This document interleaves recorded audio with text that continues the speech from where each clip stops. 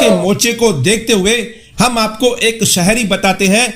जरूर इस बात को सुनिए कि गिरे हुए को उठाते बाद में है, कि गिरे हुए को उठाते बाद में है, पहले यहाँ तस्वीर ली जाती है। गिरे हुए को उठाते बाद में है, पहले यहाँ तस्वीर ली जाती है। आप किस इंसाफ की दुआई देते हैं साहब, यहाँ तो अदालत में भी झूठी तहरीर दी जाती है। तो ये इस शायरी में काफी सच छुपा हुआ है, मगर हम आपको पूरी जानकारी देते हैं। आज उल्लासनगर भारतीय जनता पार्टी शहर जिला के ओर से और उल्लासनगर आरपीआई पार्टी के ओर से उल्लासनगर महानगर पालिका के खिलाफ और उल्लासनगर की सत्ता पक्ष के खिलाफ एक विशाल मोर्चा निकाला गया।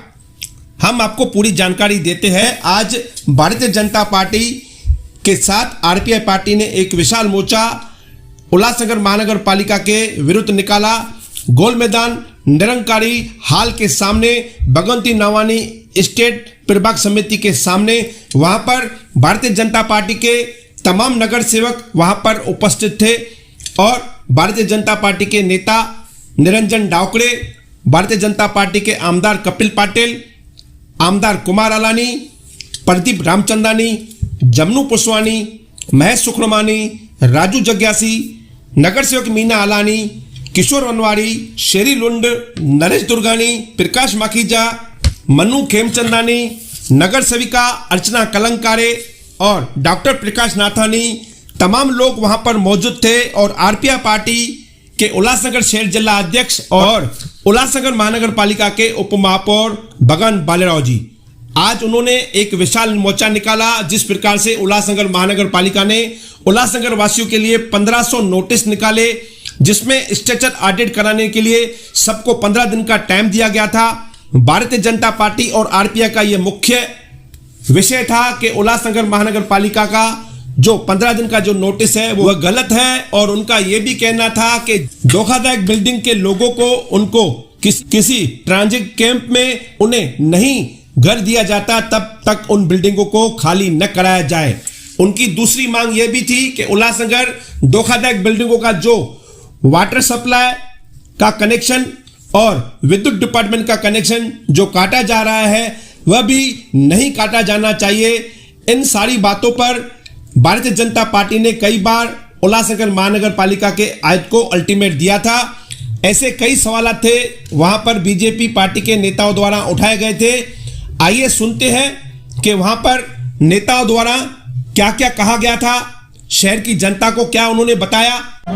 हमारे जितने भी आमदार साहब यहाँ पर उपस्थित हैं, उन सबका बहुत बहुत आभार मानता हूँ कि वो भारतीय जनता पार्टी के इस मोर्चे में और इस कठिन समय में। देखिए, जो मुस्कुल ने अचानक से ये लाइट कट करना बिल्डिंगों का चालू किया, करीबन 28 बिल्डिंगों का लाइट का कनेक्शन कट किया है, जिसकी वजह से पूरे शहर में आक्रोश लगा पड़ा था। जो इन्होंने 116 बिल्डिंग को धोखादायक साबित करके और उनको नोटिस दिया और सबके लाइट कनेक्शन कट करने की शुरुआत की थी।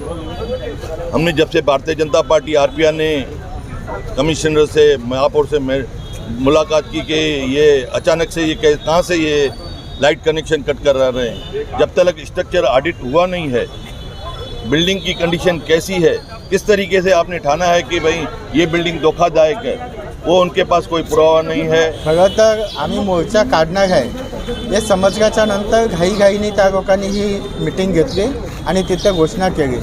पण आम्हाला सुद्धा जनतेला दाखवून द्यायचं आहे की बाबा हे जे लोक यांच्यावरती जर आपण ॲक्शन घेतली नाही तर हे कुठलीच गोष्ट सर्वसामान्य लोकांना द्यायला तयार नाही। आज आपण जर बघितलं असेल, ज्या बिल्डिंगी धोकादायक असतील त्या धोकादायक बिल्डिंग तोडल्याच पाहिजेत, पण ज्या बिल्डिंगमध्ये लोक राहतात आणि जी धोकादायक बिल्डिंग आहे त्यांचं कुठेतरी आपण पुनर्वसन केलं पाहिजे, त्यांना राहायची सोय केली पाहिजे।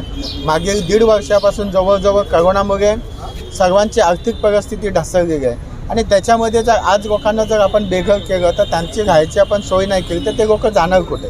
आणि हे कुठलाही निर्णय न घेता बऱ्याचशा अशा बिल्डिंग आहेत, त्या बिल्डिंगमधून काही लोकांचा मला फोन येतात की सेनेचे काही नगरसेवक हे स्वतः तिथं जाऊन सांगतात का तुम्ही 10 गाग घ्या 15 गाग घ्या आणि ह्या घर खाली करा, ही बिल्डिंग धोकादायक जागे. म्हणजे हे तोंडी जाऊन त्यांना धोकादायक सांगून त्यांना घाबरवण्याचा प्रयत्न करतात. आणि महानगरपालिका जसं सचिन वाजेने पैसे जमा करून द्यायचं काम केलं होतं, त्याच पद्धतीने महानगरपालिकेचे अधिकारी या शिवसेनेच्या लोकांना पैसे जमा करून देण्याचं काम करत आहेत. आम्हाला आता लेखी पत्रामध्ये तसंच दिलेलं आहे, पण परिस्थिती अशी आहे की आपली कुठलीही बिल्डिंग अनधिकृत बिल्डिंग जरी असेल तिथं तोडता त्याचा खर्च त्या जो भोगवटादार असतो त्याच्यावर लादला जातो. अशाच पद्धतीने आता केलेलं आहे. पण आमच्या महासभेमध्ये ते आल्यानंतर आम्ही 1 कोटी रुपयाची सेक्टर ऑडिटसाठी तरतूद केलेली आहे. महासभेमध्ये जेव्हा हा विषय येईल पैशाच्या संदर्भातला, तेव्हा आम्ही लोकांना मोफत करून देऊ. अशी बिल्डिंगवाल्यांना 116 बिल्डिंगचा जो सेक्टर ऑडिट आहे ते मोफत होईल अशी आम्ही तुम्हाला ग्वाही देऊ. मैडम, आज उनके पास कपड़ा पहनने के लिए नहीं है, उनको खाने के लिए नहीं है, इधर उधर भटक रहे हैं.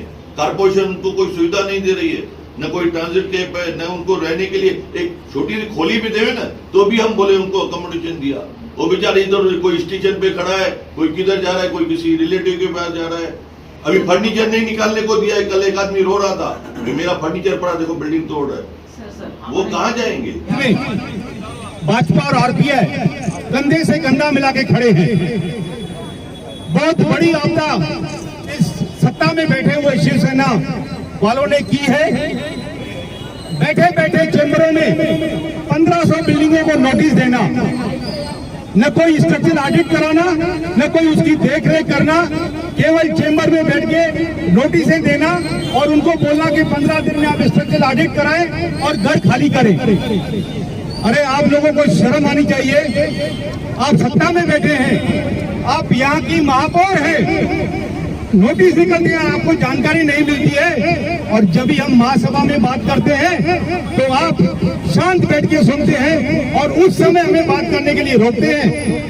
मैं ये आपसे बोलना चाहूंगा इस न्यूज चैनल के माध्यम से कि जब हमने महासभा में यह मुद्दा उठाया, उसके बाद अगले दिन से सभी पक्षों के नेता सत्ताधारी जो थे सभी व्हाट्सएप पे पेपर में सब दिखने लगे कि ऐसा करो ऐसा करो.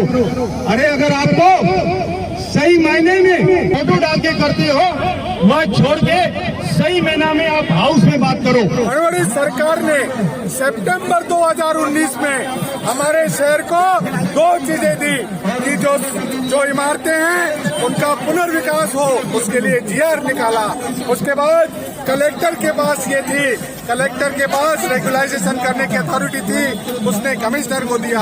इस 1.5 साल में कमिश्नर ने एक भी बिल्डिंग रेगुलाइज नहीं की. ये सरकार सोई हुई है. इस सरकार को जगाने का काम भारतीय जनता पार्टी करेगी और भारतीय जनता पार्टी तब तक चुप नहीं रहेगी जब तक हम सारी मांगे पूरी नहीं करा सकते. या इकडे आंदोलनाला सहभागी होण्यासाठी आलेले नगरजी पवार आणि ताई, उपस्थित सर्व मान्यवर, समोर उभे असलेले सर्व बंधू भगिनींनो, जसं माझ्या अगोदरच्या सदस्यांनी सांगितलं की ह्या ज्या बिल्डिंगांना नोटिसेस लावलेल्या आहेत हे पूर्णपणे षडयंत्र आणि कारस्थानच आहे. हे सत्ताधारी आता बिल्डर झालेले आहेत आणि यांना आता गरिबांची घरं ही स्वतःच्या तिजोरीच्या चावीची किल्ली दिसायला लागले आणि त्याच्यामुळे स्वतःची तिजोरी भरायची आणि लोकांना बेघर करायचं हे कटकारस्थान चालू आहे. हे कटकारस्थान भारतीय जनता पार्टी आणि आरपीआय कदाही पूर्ण होऊन देणार नाही. तुमच्या हक्काची घरं ही तुमच्या हक्काची घरं राहतील आणि ते भेटले पाहिजे, यासाठी आम्ही सगळेजण तुमच्याबरोबर रस्त्यावर उभे आहोत. या अगोदरही जसं कुमारबाईंनी मगाशी सांगितलं होतं की रावकर साहेबांच्या माध्यमाने उल्हासनगरच्या धोकादायक बिल्डिंगांसाठी सातत्याने विधान परिषद असेल, विधानसभा असेल, याच्यामधनं आपण रस्ता काढण्याचा प्रयत्न केला.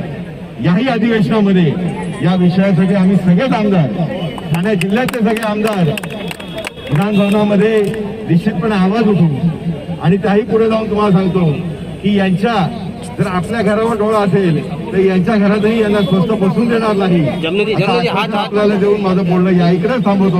धन्यवाद. जय हिंद. ज्या काही धोकादायक बिल्डिंगी असतात त्यांना आपण दरवर्षी पावसाळ्यापूर्वी नोटिसा देतो की तुमची बिल्डिंग धोकादायक आहे ती आयदर तुम्हाला तोडावी लागेल जर ती अति धोकादायकमध्ये येते C1 कॅटेगरीमध्ये, आणि बाकीच्या कॅटेगरीमध्ये राहून किंवा बाहेर वॅकेट करून आपल्याला दुसरी करायची असते.